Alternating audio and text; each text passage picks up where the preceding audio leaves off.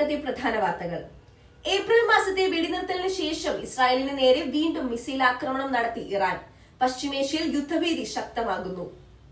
ഇംഗ്ലണ്ടിൽ NHS diagnostic ടെസ്റ്റുകൾക്കായി കാത്തിരിക്കുന്നവരുടെ എണ്ണത്തിൽ record വർധനവ്. ദുരിതത്തിലായി ലക്ഷക്കണക്കിന് രോഗികൾ. യുവാക്കൾക്കായി രാജ്യവ്യാപകമായി AI ബൂട്ട് ക്യാമ്പുകളും സാങ്കേതിക പരിശീലന പദ്ധതികളും പ്രഖ്യാപിച്ച് UK സർക്കാർ. തൊഴിലില്ലായ്മ നേരിടാൻ 1000 യുവാക്കൾക്ക് പെയ്ഡ് ട്രെയിനിംഗ് പദ്ധതിയുമായി പ്രമുഖ റീറ്റെയിൽ ഭീമന്മാരായ മാർക്സ് ആൻഡ് സ്പെൻസർ.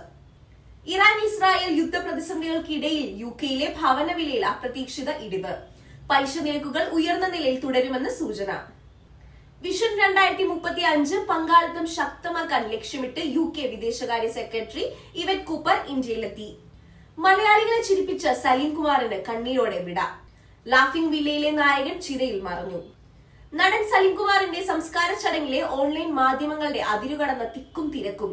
വ്യക്തി സ്വാതന്ത്ര്യത്തെയും കുടുംബത്തിന്റെ ദുഃഖത്തെയും മാനിക്കാത്ത മാധ്യമ സംസ്കാരത്തിനെതിരെ കടുത്ത വിമർശനം.